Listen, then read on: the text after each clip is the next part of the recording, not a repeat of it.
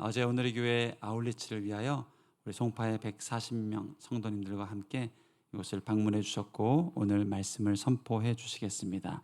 줄로 재어 주시는 하나님이란 제목으로 말씀 선포해 주실 텐데요. 나오실 때 사랑과 축복의 박수로 목사님 맞도록 하겠습니다.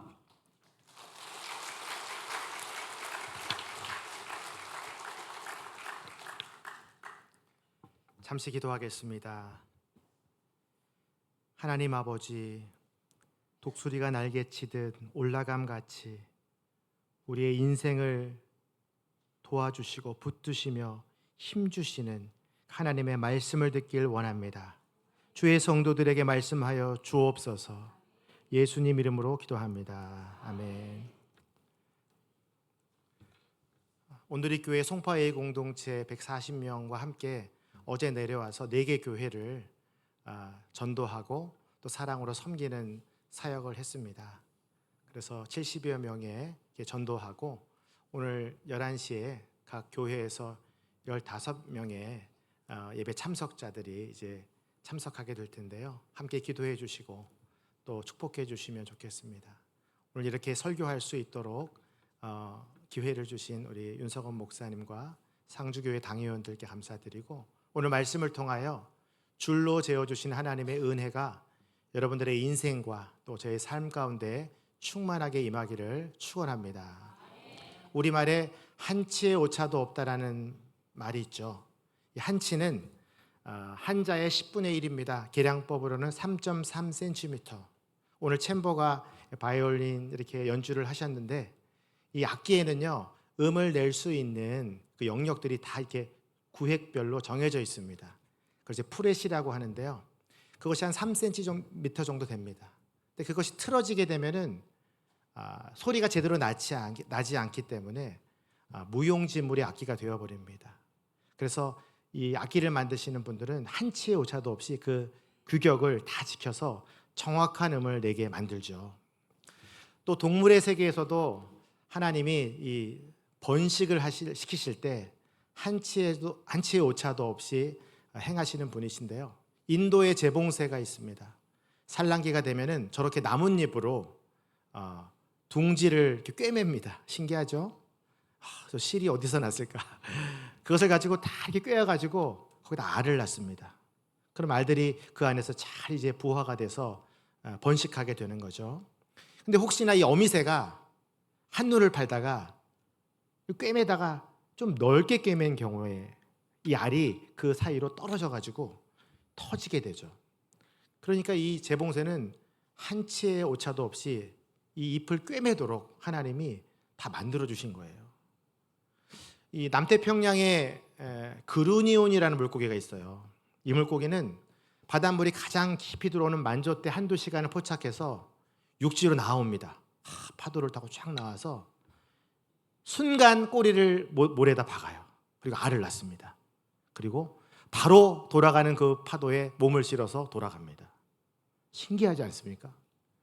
만약에 이 그루니온이라는 물고기가 한치의 오차를 생겨가지고 알을 바다 쪽에 낳게 되면은 그 다 쓸려 내려갑니다. 번식할 수 없어요.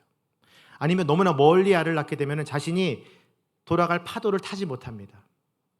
그래서 죽게 됩니다. 그러니까 목숨을 건 번식이에요.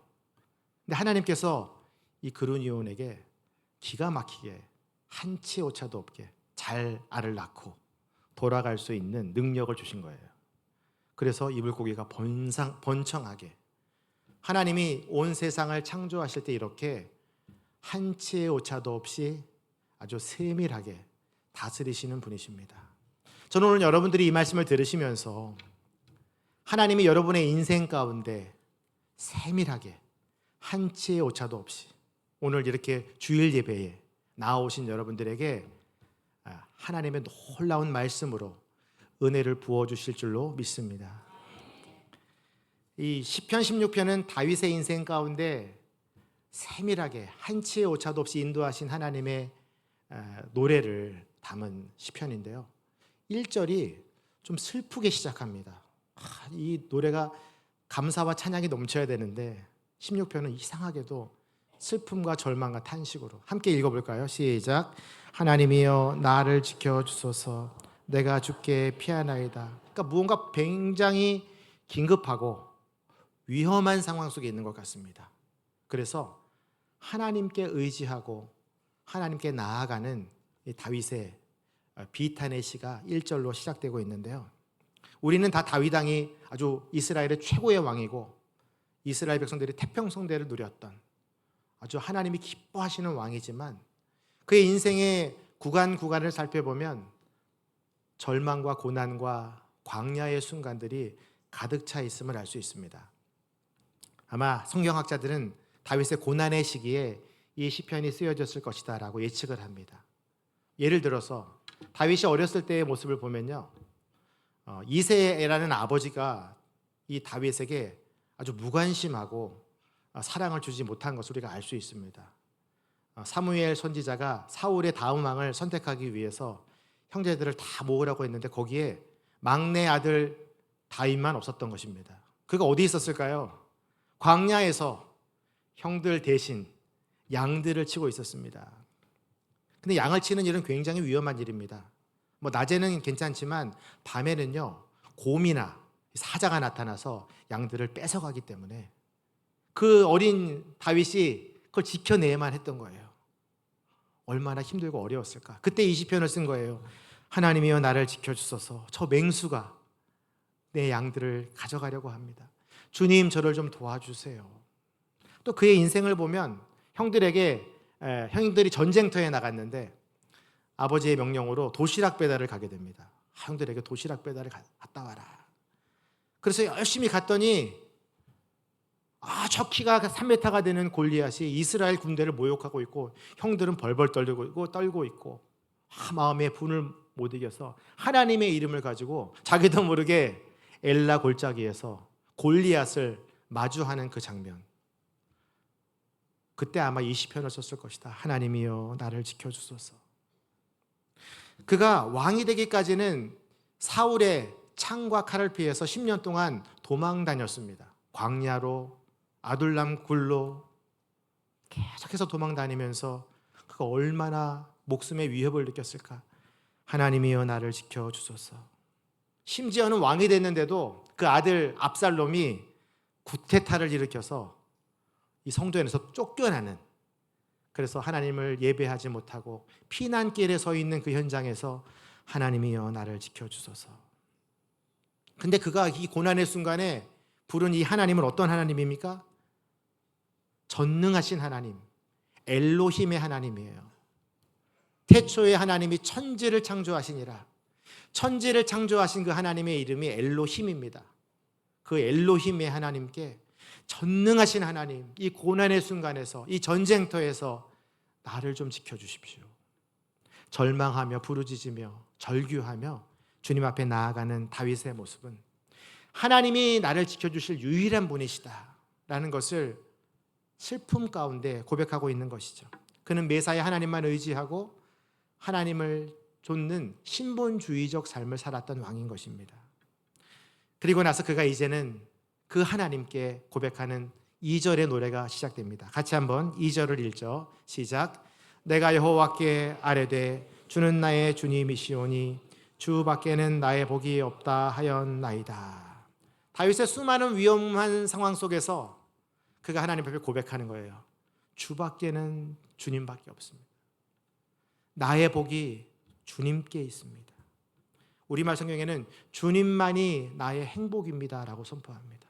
지금 상황은 이 맹수들을 쫓아내는 위험한 순간이고 골리앗 앞에 서 있는 상황이고 쫓김을 당하고 피난길에 서 있는 상황인데 그가 주님만이 나의 행복입니다 라고 고백하는 것이죠. 혹시 여러분들 가운데 오늘 일주일 동안 고난 가운데, 절망 가운데, 위기 가운데, 아니면 지금도 그 어려움들을 안고 이 자리에 오신 분들이 있다면 저는 오늘 다윗의 노래를 여러분들이 부르시게 되기를 축원합니다.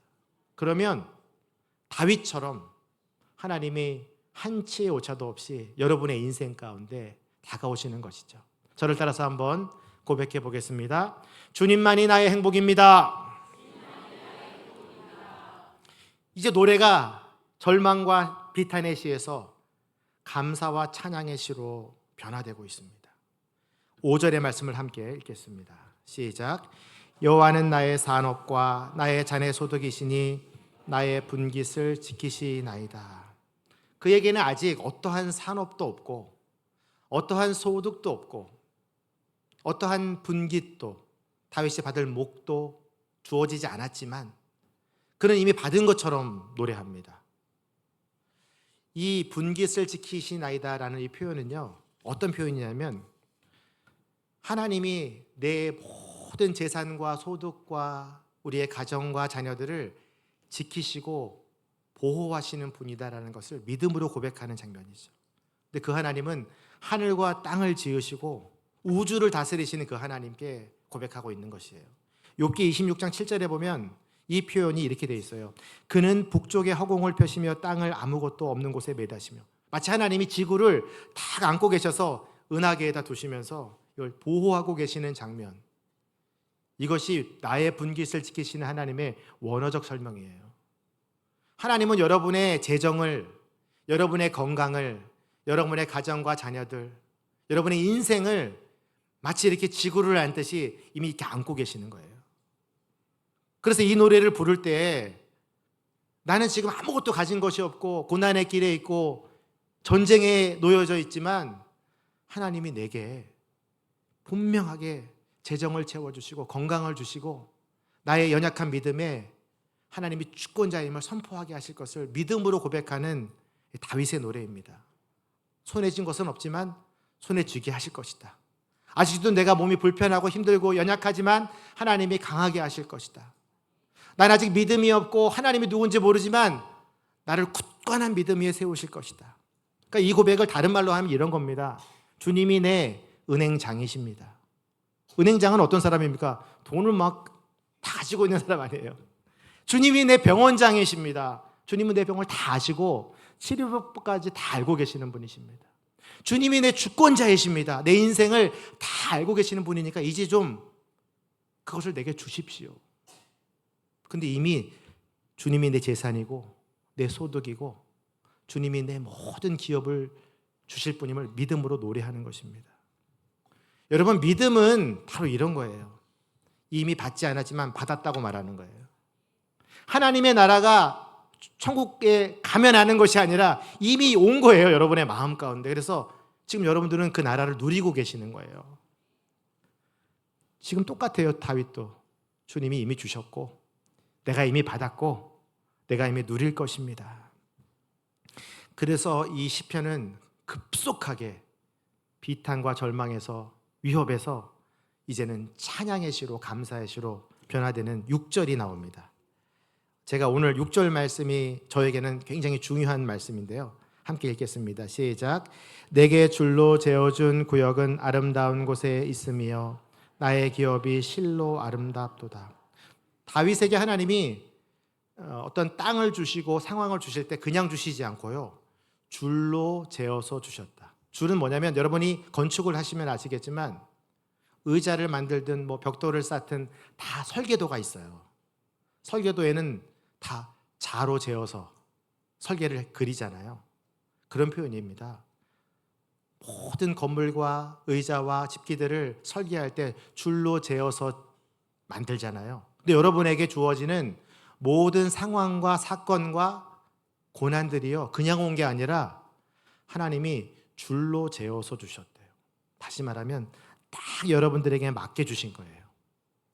다윗이 어렸을 때 아버님의 무관심 속에 광야에 있었다고 그랬잖아요.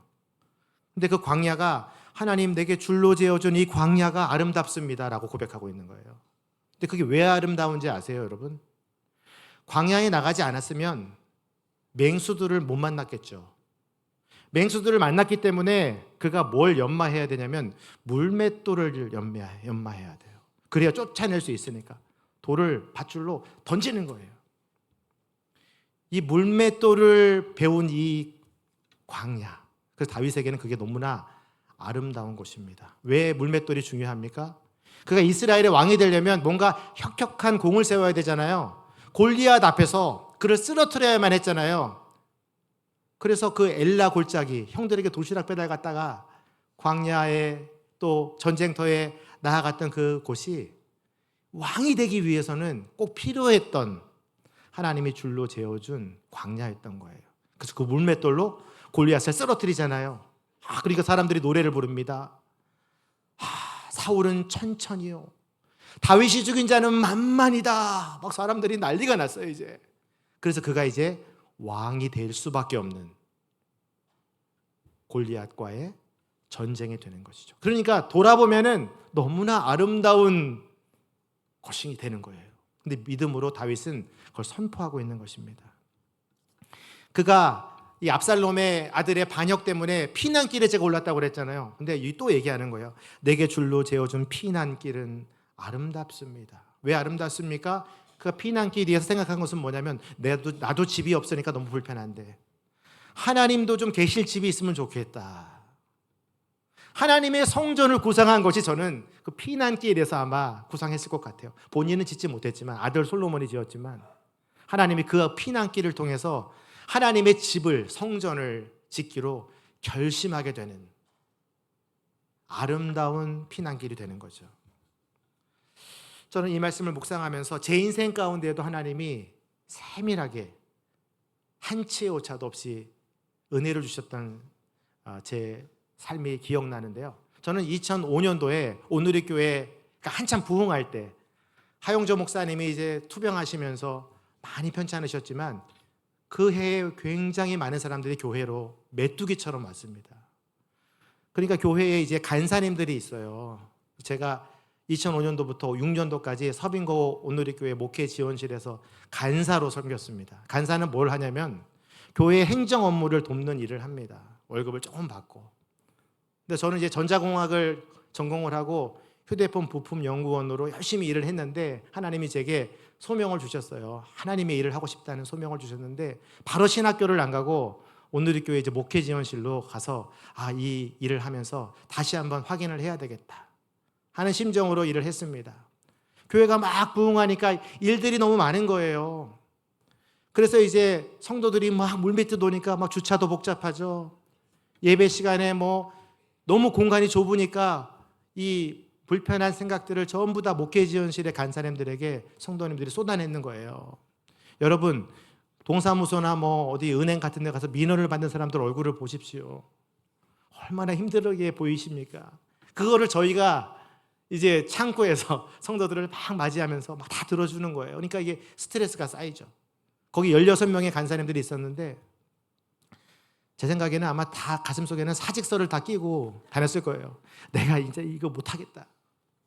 그리고 막 목사님들이 여러 가지 행정적인 업무를 막 이제 명령을 내리시잖아요. 그럼 그걸 도와드려야 되는 거예요. 뭐 스쿨이 있으면은 의자를 세팅해야 되고 그런 일들을 이제 막 하면서 저도 너무 힘든 거예요. 이거 도저히 내가 목사가 안 되고 말지 이거 못하겠다. 그래서 저도 사직서를 여기다 딱 꽂아놓고 내가 내일 이제 이거를 우리 실장님한테 내겠다. 그리고 수요 저녁 예배를 갔습니다. 수요 저녁 예배를 딱 드리고 있는데 그날 말씀이 뭐였냐? 우리 수석부 목사님이 설교하셨는데 바로 16편, 오늘 시편 16편 6절이에요. 내게 줄로 재어준 구역은 아름다운 곳에 있으며 나의 기업이 실로 아름답도다. 하나님, 제가 지금 있는 이 간사의 자리가 아름다운 곳이라고요? 내 인생 가운데 꼭 필요하기 때문에 줄로 재어서 주신 곳이라고요? 그렇게 내 마음 가운데 그 말씀이 새겨지기 시작했어요. 그러면 아름다운 곳이군요. 나에게 좋은 곳이군요. 그런 믿음이 생겼습니다. 그래서 예배를 드리고 나서 안 되겠다. 사직서를 딱 찢어버리고 다시 열심히 이 일을 해야 되겠다. 근데 제가 목사가 되고 보니까 이 간사라는 자리가 성도님들이 뭘 원하는지도 알고 또 목회자들이 뭘 원하는지도 아는 중간에 이 다리와 같은 자리더라고요. 그래서 교회 전체를 이해하는데 너무나 중요하다는 것을 목사가 돼서 알았어요. 내가 그때 2년 동안 열심히 간사를 한 일이 하나님 목회를 하는데 너무나 필요한 일이었구나. 그래서 내게 줄로 재어준 이 간사는 아름다운 직분이다 라고 고백하면서 남은 업무를 열심히 감당했습니다. 그러다 보니까 이 말씀이 제 인생 가운데 너무나 중요한 말씀이 되었어요. 제가 이제 목사가 된 지 15년이 됐는데 15년 동안 많은 어려움들이 있었을 것 아닙니까? 좋은 일도 있었지만 그 고비고비 순간마다 하나님이 제게 말씀해 주세요. 야, 온누리교회는 내가 너에게 줄로 재어준 구역이야. 내가 너를 아름답게 하려고 이곳에 너를 둔 거야. 그러니까 힘을 내. 하나님이 한치의 오차도 없이 너의 목회를 지켜주고 계셔. 혹시 오늘 이 자리에 오실 때 도저히 교회 이 일을 못하겠다. 성가대는 진짜 아침 일찍 나와야 되고 힘들어서 못하겠다. 나 진짜 내게 주어진 이 사명을 감당할 수가 없다라고 가슴에 사직서를 가지고 오신 분들이 있다면 오늘 이 이야기를 듣고 다 그것을 찢어버리시고 하나님께 다시 결단하는 은혜의 시간이 되기를 축원합니다. 하나님은 다윗에게 이러한 줄로 재어주신 아름다운 구역도 주셨지만 그 일을 할 수 있는 사람들도 붙여주십니다. 하나님께서는 다윗의 인생 가운데 꼭 필요한 사람들을 줄로 재어서 보내주셨는데요. 그래서 그 다윗이 어떻게 고백하냐면 3절 말씀인데요. 같이 한번 읽겠습니다. 시작. 땅에 있는 성도들은 존귀한 자들이니 나의 모든 즐거움이 그들에게 있도다. 다윗이 사울의 창을 피해서 도망간 곳이 블레셋 땅 가드입니다. 골리앗의 고향이에요. 자신이 죽인 적장의 고향.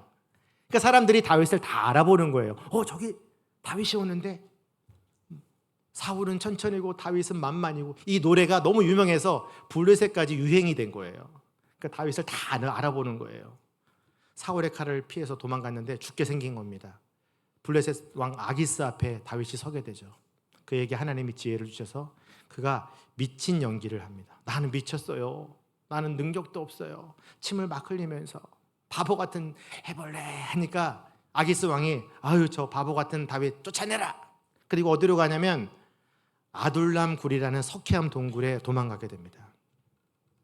그때 하나님께서 이 쫓김을 당하는 다윗에게 400명의 사람들을 보내주세요. 400명. 근데 그들의 몰골이 어떠했냐? 성경은 이렇게 설명하고 있습니다. 사무엘상 22장 2절입니다. 함께 읽죠. 환난당한 모든 자와 빚진 모든 자와 마음이 원통한 자가 다 그에게로 모였고 그는 그들의 우두머리가 되었는데 그와 함께한 자가 400명 가량이었더라. 다윗에게 나온 사람들은요, 다 몰골이 처참한 사람들이에요. 환난을 당하고 빚을 지고 원망한 사람, 원망이 많은 사람들. 표정이 어떻겠어요? 다 불평 불만이 가득하고 거기까지 찾아오느라고 막 몰골이 아마 처참했을 것입니다. 아마 거지처럼 400명이 몰려든 거예요. 근데 다윗은 그 사람들을 뭘로 봤어요? 땅에 있는 사람들은 존귀한 자들이니 나의 즐거움이 그들에게 있도다. 아니, 그들이 거지같이 원망하는 마음으로 왔는데 다윗은 그를 하나님이 보내준 사람으로 받아들인 거예요. 하나님이 줄로 재어서 자신에게 보내주신 고귀한 성도들로 본 거예요. 그래서 이 아둘람굴의 400명이 어떤 사람들인지 아세요? 그 거지같이 온 사람들이 통일 이스라엘의 왕국에 다윗의 왕위에 오를 때 거기에 모든 신하, 충성된 신하들이 다 아둘람 굴에서 나왔어요. 선지자 갓도 그 공동체 안에 있었고요. 제사장 아비아달도 블레셋에 가서 냉수를 하나 떠오르고 몇백 명을 죽이고 냉수를 떠오는 아비세 장군도 그 아둘람 굴에 있었다고요. 그러니까 하나님은 이 다윗이 도망가는 이 길에 이 400명을 보내주셔서 통일 이스라엘 왕국을 다 준비시키신 거예요. 그러니까 결과적으로 보면 자신을 위해 목숨을 내어놓을 신하들이 다 거기서 나왔기 때문에, 근데 그것을 보지도 않고 다윗은 말하고 있는 겁니다. 땅에 있는 자들은 존귀한 자들이니 내게 모든 즐거움과 기쁨이 그들에게 있다. 여러분들이 지금 예배를 드리면서 좌우를 한번 쳐다보십시오. 여러분의 옆에 누가 앉아 있는가? 뭐 남편도 있고 아내도 있고 성도님들, 권사님, 장로님, 집사님 있죠. 여러분 지금 여기 계신 분들이 그냥 계신 게 아닙니다. 다 하나님이 줄로 재어서 여러분 옆에 두신 거예요. 상주교회 윤석원 목사님 그냥 오신 게 아닙니다, 여러분. 하나님이 줄로 재어서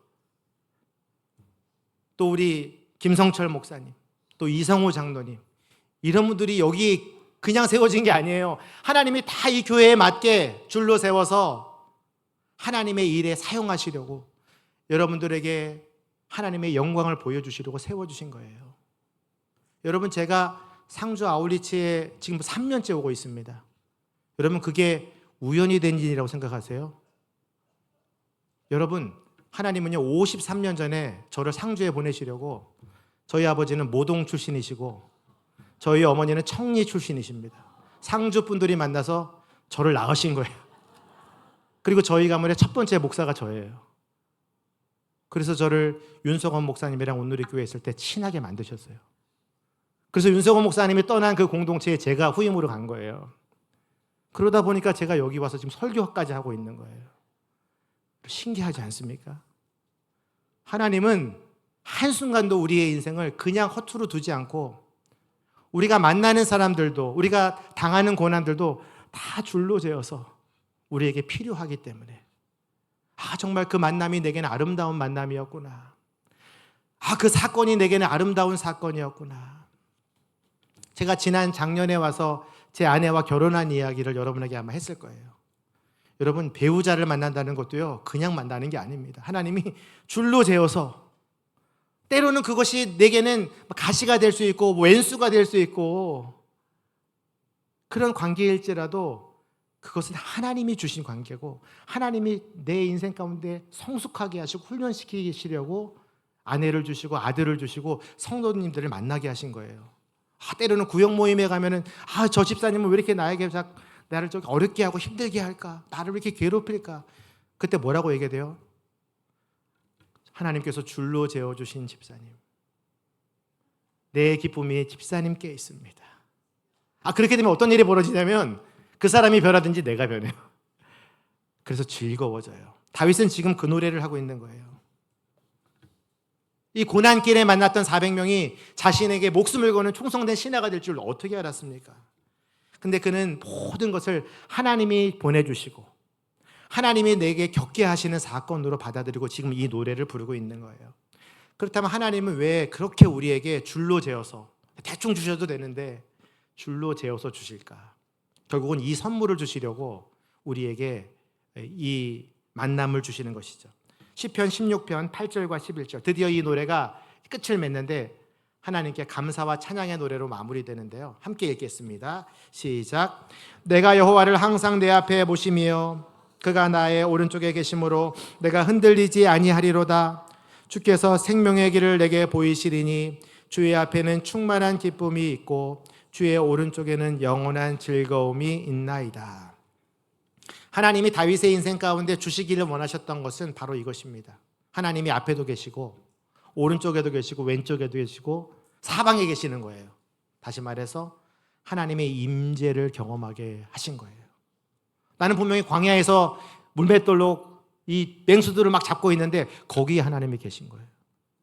나는 연약한 몸으로 갑옷도 입지 않고 골리앗 앞에 섰는데 하나님이 거기에 계시는 거예요. 앞에도 있고 옆에도 있고. 아둘람굴의 그 습기가 축축하고 빛도 들어오지 않는 무더위 속의 동굴에 있는데 하나님이 거기에 계시는 거예요. 그러니까 다윗은 자신의 처지와 상관없이 하나님이 내 앞에 계시고 옆에 계시니까 여기가 하나님의 나라구나 라고 선포하고 있는 것이죠. 그래서 하나님은 결국은 다윗의 인생 가운데 다윗의 언약대로 내가 너를 통하여서 하나님의 나라가 끊이지 않게 하겠다, 예수님을 보내주시고 그 계보를 통해서 하나님의 나라가 지속될 수 있도록 축복해 주시는 언약을 성취하시는 것이죠. 그래서 오늘 11절의 노래가 하나님 나라에서 부르는 노래예요. 생명의 길을 보여주시리니 충만한 기쁨이 있고 영원한 즐거움이 있다. 여러분, 생명과 기쁨과 즐거움 계속 묵상할수록 뭐가 생각되세요? 이것은 하나님의 나라에서 누리는 복입니다. 로마서 14장 17절을 같이 한번 읽어보겠습니다. 시작. 하나님의 나라는 먹는 것과 마시는 것이 아니요 오직 성령 안에 있는 의와 평강과 희락이라. 의로 말미암은 생명, 충만한 곳, 하나님의 나라. 영원한 평강이 있는 곳 하나님의 나라. 평강의 열매가 기쁨입니다. 평안하면 기뻐할 수밖에 없어요. 그래서 하나님은 기뻐하는 예배를 천국에서 우리에게 보여주시는 것이죠. 사실 지금 여러분들이 드리는 이곳이 하나님의 나라예요. 하나님을 지금 여러분들이 기쁘게 예배하고 있잖아요. 지금 상황은 그렇지 않아요. 우리 인생은 고난길이 있을 수 있어요. 우리의 인생은 광야의 길에 있을 수 있어요. 아직도 병이 낫지 않았고, 아직도 관계가 회복되지 않았고, 우리 자녀들의 믿음이 내가 원하는 만큼 올라오지 않았어요. 근데 그가 이렇게 고백합니다. 하나님이 이 고난 가운데 함께 계시고, 하나님이 이 고난 가운데 생명의 길을 열어주시고, 여러분, 우리가 어제 네 군데 교회를 다니면서 70여 명의 성도님들에게 복음을 전하는 길이 어떤 길이에요? 그게 생명의 길이에요. 그래서 지금 그분들이 다시 교회로 나와서 예배 드리고 계시는 그 길. 그들이 누리는 기쁨이 뭐예요? 예배 속에서 주님을 만나는 기쁨을 누리고 있을 거예요. 아, 그리고 나도 이제 구원받았구나. 나도 하나님의 나라의 생명, 영원한 생명을 누리는구나 하고 막 즐거워할 거예요. 지금 아마 그 교회들마다 하나님의 나라가 임재해서 막 기쁘게 예배 드릴 거예요. 우리들처럼 지금. 하나님이 우리에게 줄로 재어서 주시는 축복은요, 바로 이것입니다. 하나님의 나라를 우리의 일상에서, 우리의 고난의 현장에서 계속해서 누리게 하시는 하나님. 그래서 저는 여러분들이 이번 한 주간 동안 저를 따라서 이렇게 3번 정도는 이 말씀을 선포하면 좋겠습니다. 오늘 말씀의 요약인데요. 같이 한번 저를 따라서 선포하겠습니다. 내가 서 있는 곳은 아름다운 곳입니다. 내 옆에 계신 분들은 존귀한 자들입니다. 하나님께서 늘 나와 함께 계십니다. 여러분이 이 시편 16편의 노래를 이렇게 선포하는 그 자리에 하나님이 임재하여 주시고 여러분의 생명의 길로 또 평강과 기쁨이 충만한 일상과 가정과 일터가 되기를 주님의 이름으로 축원합니다. 함께 기도하겠습니다.